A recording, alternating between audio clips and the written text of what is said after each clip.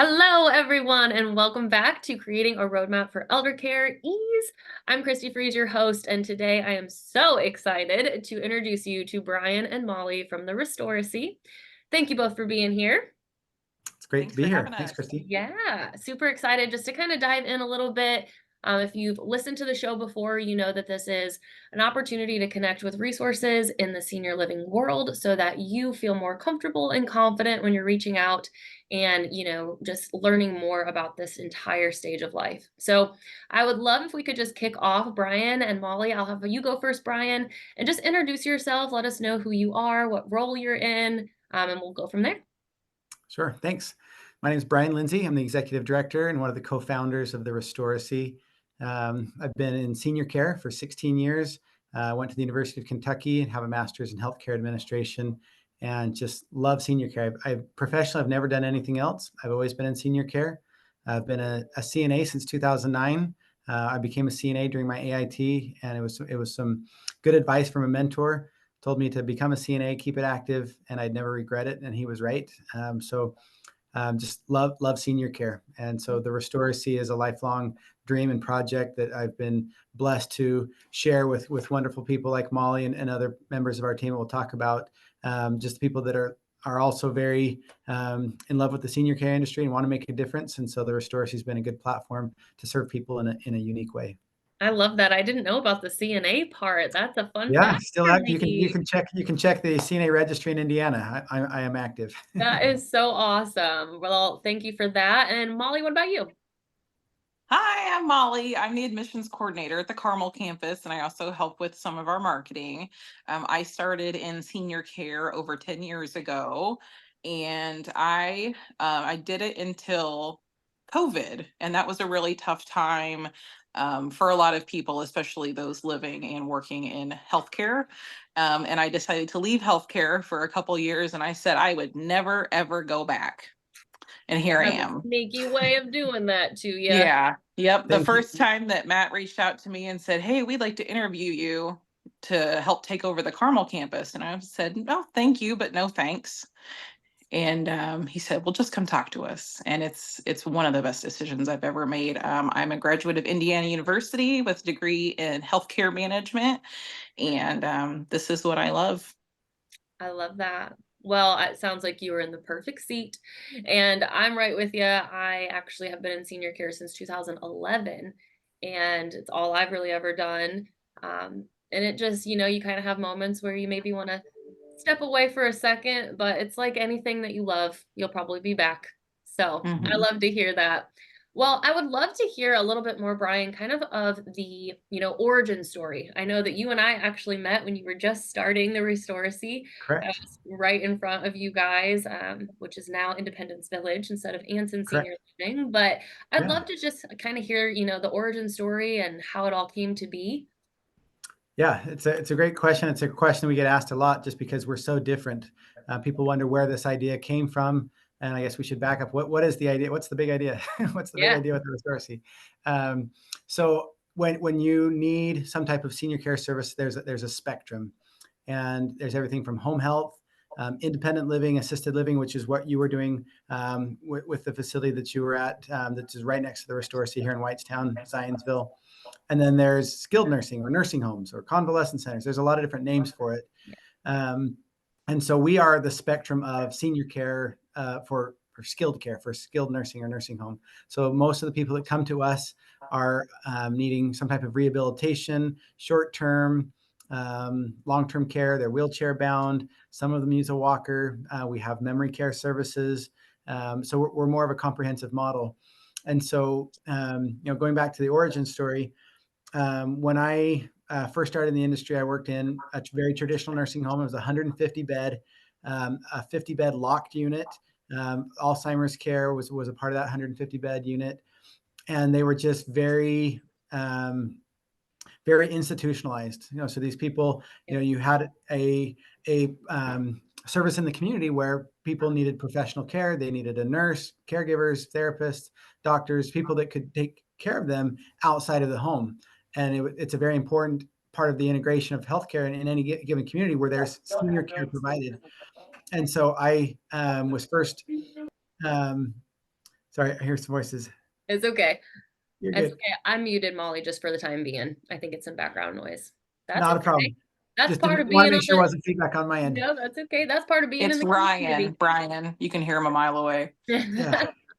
Ryan is one of our partners. He's the executive director for Carmel and a Oh, good I friend love of that. mine. And so, going back to, what population we serve, it's the people that need nursing home level care.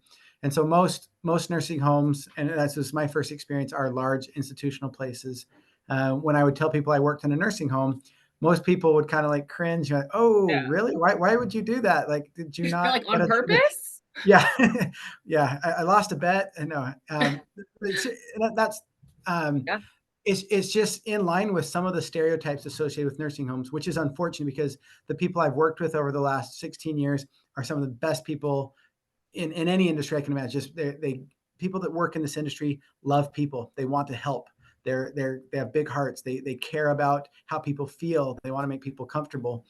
However, the industry itself has been kind of doled out in an institutional manner. Whether that started back in the 50s, 60s, and people started building nursing homes, they found an efficient way to do that, and putting sometimes 2, 3, 4 people in a bedroom, and then having staff that were spread out. It was just very, very challenging. And so, fast forward 40 years, 50 years, we haven't changed that model a lot. And so when I got into this industry that I found that I really liked and wanted to be a part of, I thought something's got to change. Like, if we keep doing what we're doing and we do this for the next 20, 30 years, especially for all the baby boomers, all the people that have seen their parents and grandparents go through nursing homes, there is a fear factor. There is a stereotype that I don't want my loved one to be in a nursing home. I'm going to do anything I can to keep them out of a nursing home. But the services are very, very valuable. There are certain things that children, that spouses just can't and shouldn't do. And so, gratefully, there are professional services out there to do that. It's just the environment where it's provided just has a very negative stereotype. There are wonderful providers out there. There are so many, and So many. good people. My experience as an administrator, I took a lot of the frustration and the heat from the family members that were dissatisfied with the status quo. Why does my mom have to wait so long for a call light? Why is the food cold? Why is the laundry always lost? Why? And as the administrator, I did not have a solution. I would try my best to do our best to train the staff and to come up with processes and systems, and to work within the confines of this model of institutional care. But I just knew that the math was not on our side. Understaffed and just all the nuances of nursing homes. However, I did see a different way of doing this that was done by a franchise called the Greenhouse. Hmm. And so when I was living in the Northwest in 2010, I went to a Greenhouse conference and saw how they had built small homes instead of a large institutional medical building. They had small houses just like you'd see in a Yeah. neighborhood. And so people could walk in between homes. They'd have courtyards. You'd go inside the home. You'd smell food. There'd be a kitchen, private rooms for everyone. And I'm thinking, like what's going on here? This is this like a different life type of service? And come to find out, it's the exact same license, the same exact thing that I was doing in an institutional building. They were just doing it in a home. And so kudos to them for kind of paving the way For for sure. breaking the mold and finding a new way to do that. And so fast forward, 7 or 8 years, I found my partner Matt, who Molly referenced. So he's my business partner, and Ryan Levingood. And so we started to discuss the potential of starting our own company. We had no intention or no desire to replicate any of the things I'd seen that were prevalent in nursing homes. And I very much wanted to start this small home concept. However, we did not want a franchise. We did not want to be scripted on how to do it a certain way, because if we wanted to change something, we wanted to be able to make those changes Got to without be saying, well, unscripted. you've got to have golden arches outside of your of your Right. building and franchise like everybody else or something like that. And so um, Matt and I started a company called the Restoracy. And so we took the words restore and legacy to kind of tell the story of our company. And so our mission is to restore health, which we do through rehabilitation. So people come to us for short-term rehab, physical therapy, occupational therapy, so they can go back home, which is where they Sure. want to be in the first place. Right. We restore dignity for people that need long-term care, that their life will be living in professional care. And so to give them a home, to give them a private room, to let them wake up when they want to wake up, to let them eat when they want to eat and have snacks and all the freedoms that we take for granted, we wanted to restore that dignity for them. And then for memory care, which is our third service line, to restore the familiarity in the small environment of a home so that they're not overwhelmed, they're not, confused or lost because they're in this large institutional building, but they've got the home environment. When it smells like dinner time, that means it's time to eat. That's the Yeah. familiar that restores the familiarity of a home environment. So that their legacy, and that's the second word, so restore and legacy, so that their legacy is not that they were institutionalized and they lived in a nursing home, that they lived somewhere that they could call home. They had kind of a sense of home, and that their legacy was positive, or as positive as we can make it. So that's the story. That's how the Restoracy came to be. I love this, and I'm so glad we're having this conversation because I'm already learning so many things that I didn't even know. I didn't really understand where the Restoracy came from. Mhm. And so I always thought the restore part of it, obviously that's kind of a given, but I love that it's paired with legacy and you all are doing an incredible job. I'm gonna Thank you. unmute Molly. Welcome uh, back. yeah, but I would love to hear, Molly, I know you're at the Carmel campus. Mhm. And as I mentioned, I used to actually live across the street from there and walk by there all the time. And, I've been in senior care for a long time. And I remember thinking the same thing that you experienced, Brian, of wait a second, those look like little homes, but it also Yeah. looks like a healthcare campus. And so I'm just kind of curious, Molly, like what your experience has been like. I'm curious, what kind of like feedback you're getting and how that all has been for you. Yeah, I'm excited to share that. So, funny story, about once a month or so, I'll have people come in and ask to buy the condos or the Yes, homes. I'm And not I say, surprised. that's fantastic. Come back in 50 years, Yeah, and we'll help you out. But it has been such a rewarding experience working here just because people are being taken care of in the right way for the right reason. It's not, one CNA running through changing people as fast as they can, just totally completely stressed, and people not getting any kind of personalized individualized care. So getting those people, the dignity that they deserve and the care that they deserve, is always really rewarding. And I love when people come in for their tours and they're very nervous, they're guarded, they might have a loved one in the hospital, they're not going through a great time for sure. when I talk to them. But I love Yeah. when they come Something in. bad's happened. Yeah, Yeah. They're talking to me because something bad has happened. So I love when they come in and they're guarded. And then when they leave, we're hugging, we're yeah, crying together. They're so thankful that they've found a place. And I hear all the time, why aren't there more of these? yeah. Why doesn't everyone do it this way? I'm hopeful that that is the way of the future. I think that, Ryan, I think that you and your team are kind of like the pioneers in Indiana, Yeah. especially in the Indianapolis area, but you're right. It should be that way. And I Absolutely. love hearing that experience, Molly. I know we joked before hopping on and recording that you're the director of first impressions, but I think that that's probably true, right? Because Yeah. people are coming to you amidst a crisis. And I remember being in that role myself and just, we get an opportunity. So for those of you that are in the healthcare provider space, we get an opportunity to shift this for them.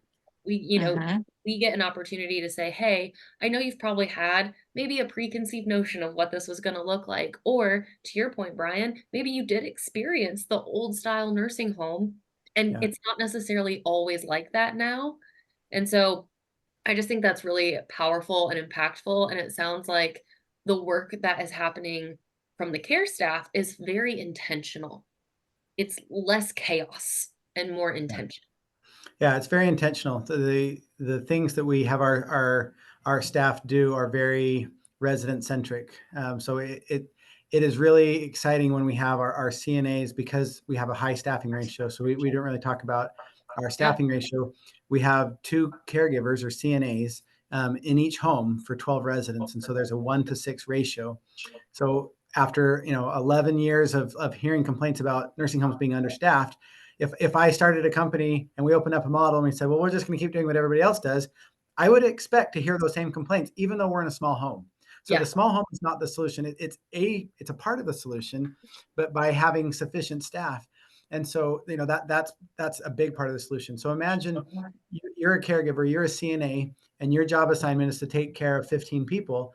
Um, that's a big task to wake them up, get them dressed, shower those that are on scheduled to be showers, get them down to the dining room so they can eat in a cafeteria that's plated and brought to them like a cafeteria.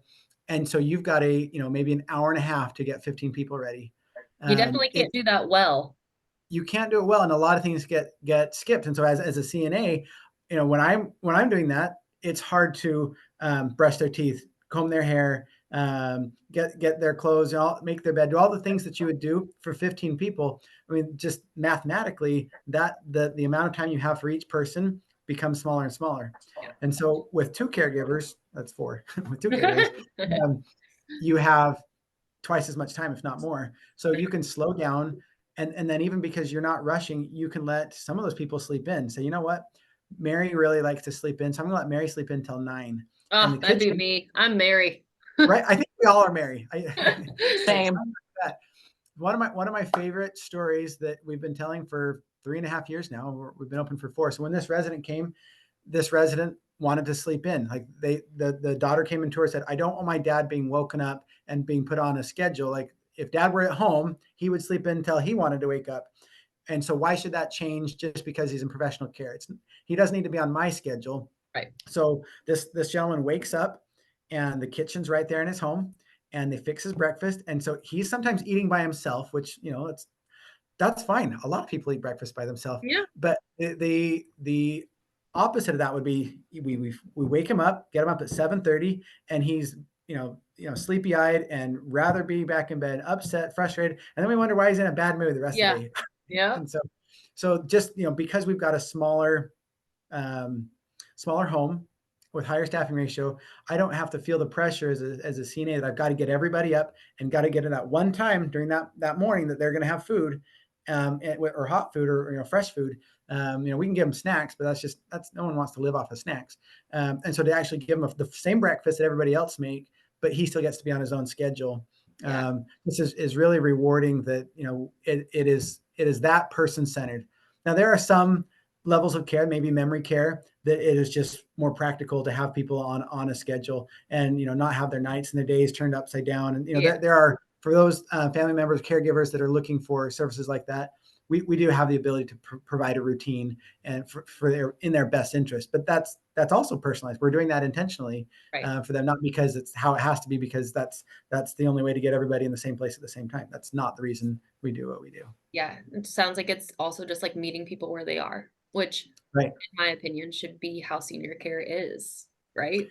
Yeah, I think that a lot of people and Molly alluded to this, a lot of people that come take a tour, or they're looking for care, they have that preconceived notion, or they have that idea of what a nursing home is or isn't. I've heard these words my whole career, and it's heartbreaking because people will say things like, I promised mom or I promised dad I would never put them in a nursing home. Yeah. And my experience is that what people are really saying is, I promised mom what she saw when she came away visiting her sister or her husband or someone. They said, if I ever have to be Yep. in a place like that, please promise me you won't do that to me. Yeah. What we hear, and Molly hears when she gives tours, people say, well, you know what? If one of these would have been around when dad was here, he would have loved it. Oh, this Yep. would have been perfect for my loved one.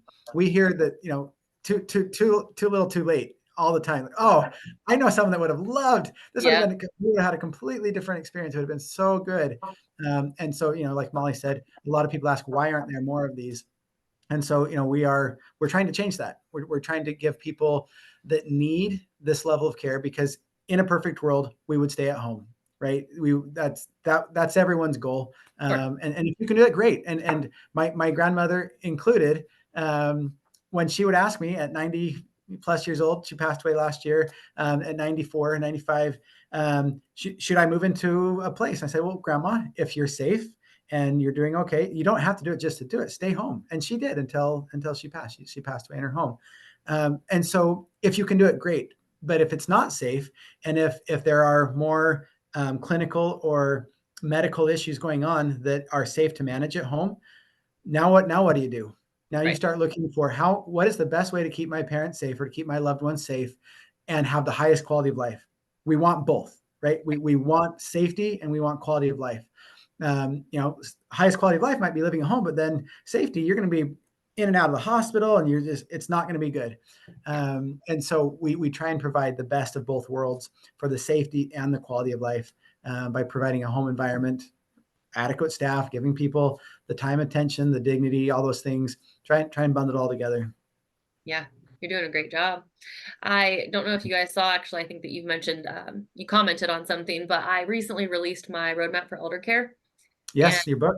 yes, onto Amazon. And that's like the whole crux of it, right? Is if you can do these things safely at home, fantastic. No Yeah. one is saying, because I think that I know the conversations and sessions that I have with family members still to this day, right? They're like, "Well, to your point, we said that we would never, or we Mhm. promised we would never." And I totally hear you on that, but it doesn't look like it used to look when you made those promises. Right. And that's what people like Molly get to do all day, is rewrite that story and rewrite that experience. And so that's always my word of caution is, yes, if the quick obstacle is, "Well, I wanna stay home," you can meet that with, "Awesome, can we do that safely?" And Mhm. then if you can't do it safely, that's Yeah. when a community and a setting like this is gonna be the perfect next step. Yeah, I like, and you're the expert in providing people a roadmap in all levels of care, A to Z, right? That's your specialty. You do a great job meeting people where they're at and finding that specific location. 20 years ago, the number of options for senior care were very limited. We called them convalescent centers or nursing homes. Assisted living was just kind of getting started. Independent living was also, very much in its infancy. Today, you have dozens of options. I tell people, if you have a specific need, there is a place out there that will meet that exact need. So mom Yeah, wants to be social. She wants fine dining. She wants, lots of activities.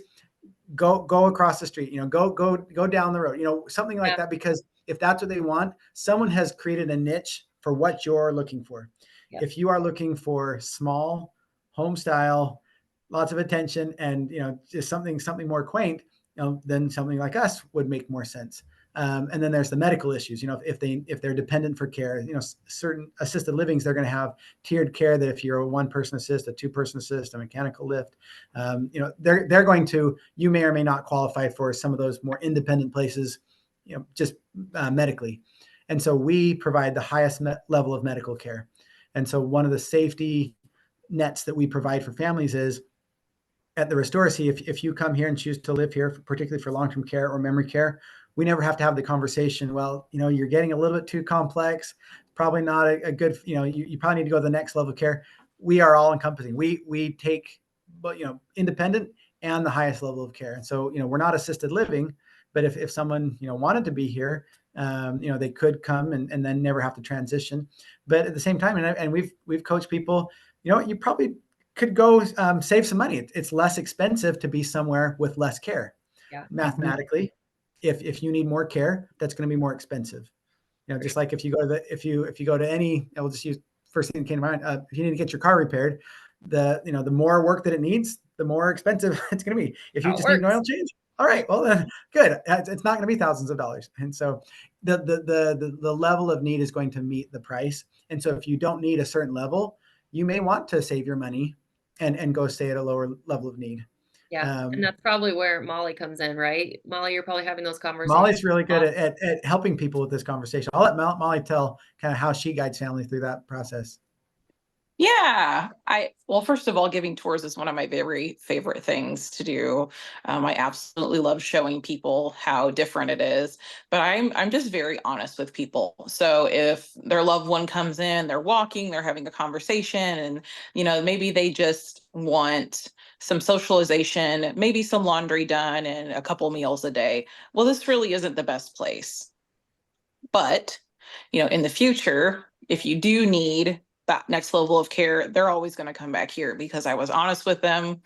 And something else that we do is we have great relationships with many assisted livings in our areas. So we're able to refer back and forth and, be truly, it's about being a resource for people. So I can say, hey, this is a great assisted living, go check them out. Or they'll call me and say, hey, we have somebody that needs a little more love. Do you have any space available? Can you talk to the family? So we have a great community partnership and it just works really well.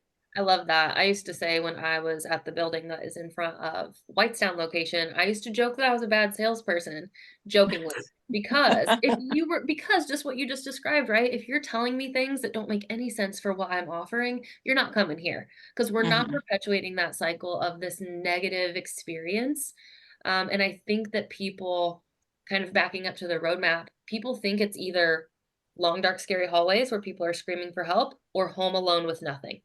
And that's really the work that I'm really passionate Mhm. about doing is educating that this A to Z does exist. Literally every letter of the alphabet exists Yeah, I for like that. whatever it is that you might Mhm. possibly, even have in your mind, like, oh, I'd really love it to look like this and this. It probably exists, especially in the Indianapolis and surrounding areas. Yeah, we've It got a great community for senior care. it's incredible how many resources and that are popping up every day, right? Mhm. Mhm. Okay. Anything else that you guys want to share? Anything that you want to add before we talk about how folks can get in touch with you all? I think one thing that we get is a misconception is that because our homes look like you could come up and buy them, just like, hey, I'll live here. This looks nice, nice neighborhood. I like my neighbors. They don't party too late. Yeah, So one of the things that people have a misconception is that we must be more on the independent side.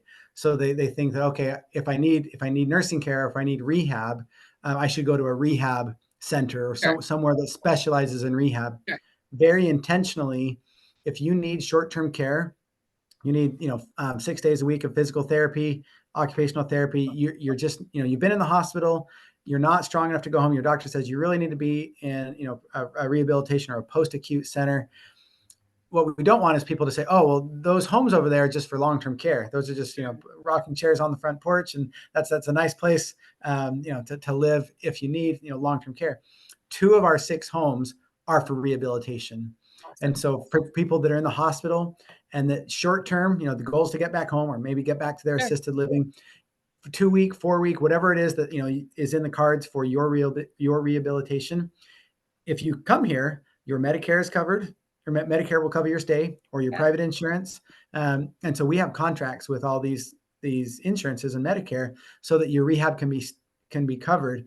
And so, some people that don't want to take that 2 week stop in the nursing home because they fear the environment or the stigma or whatever it is that they fear.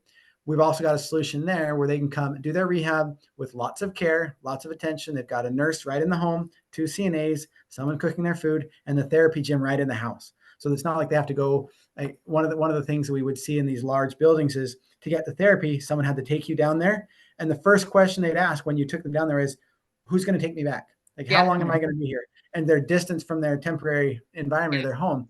And so in these small homes, your therapy's right there. It's the room Yeah. next door, or your therapists are walking down the hall or walking through the living room. You're like, hey, and at the same time, the therapists are also watching the staff and say, hey, we worked with Judy today, and Judy can now do this more independently. And here's how we're getting her from the chair to the bed. And so the therapists and the staff, they're all kind of Working in the home together. together on top of each other in a good way. Yeah. And so they see what's going on. And so it's an elevated rehab experience because you're not down the hall in a room like in a hotel being taken out for therapy to go do your therapy in a gym. You get to kind of live and have fresh food and all those nuances we've talked about also for their rehab. So it's not just long-term care or memory care, but the rehab is a big portion of what we do. Yeah. That's great. I'm glad that you shared that. And it almost feels like that's a great entry point for folks, right? That are It maybe can be, yeah.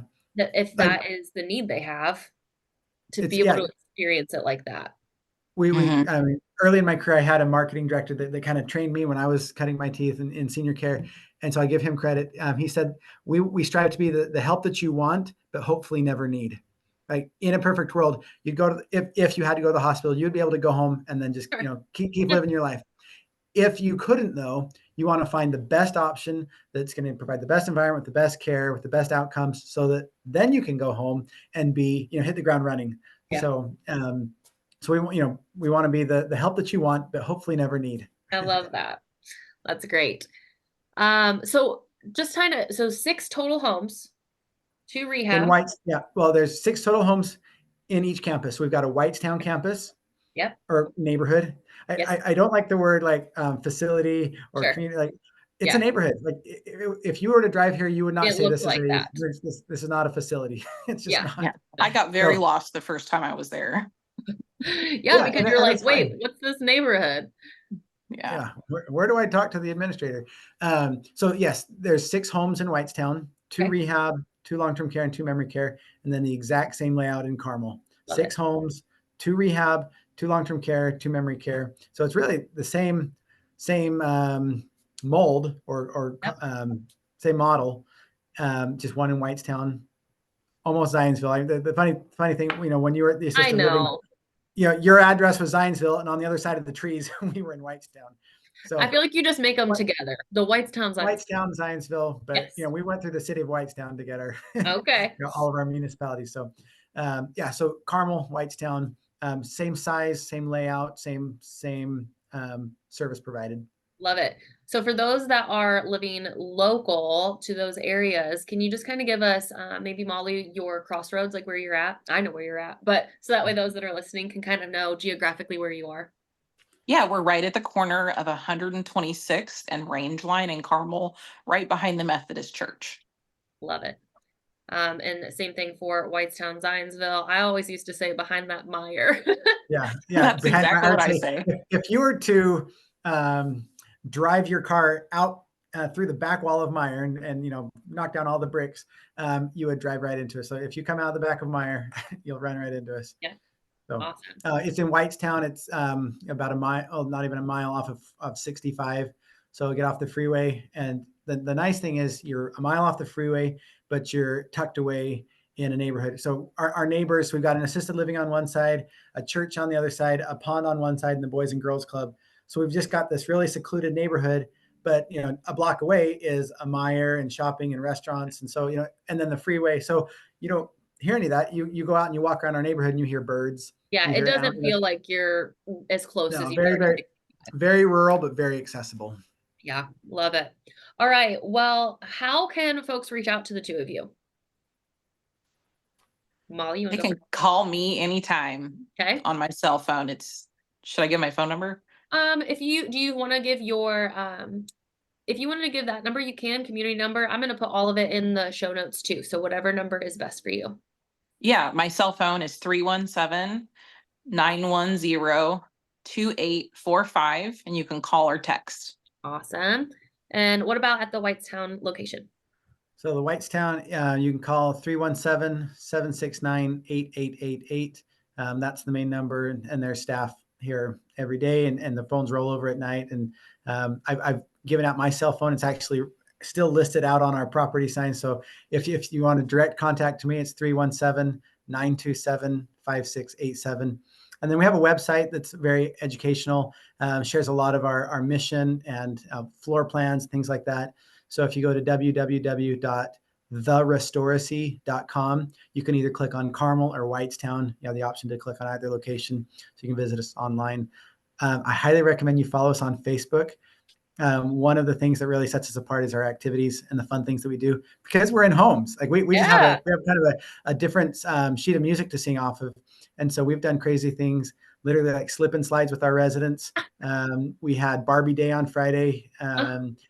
When the last time it snowed, which doesn't snow as much as it used to here in Indiana, but our activity director took like those dinner trays and loaded them up with snow and brought them in the house, and the residents made little snowmen out of No snowballs. way. It was so cool.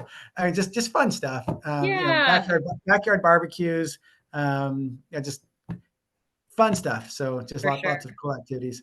I love that. Well, yeah, definitely check out the Restoracy on all your favorite social media channels, and be sure to keep up on all the great things that they are doing. Thank you, Molly and Bryan, so much for being here. It was so great to catch back up with you and get to learn a little bit more. So I appreciate you both being here. Great. Thanks. Thank Appreciate the you. opportunity. All right, bye for now.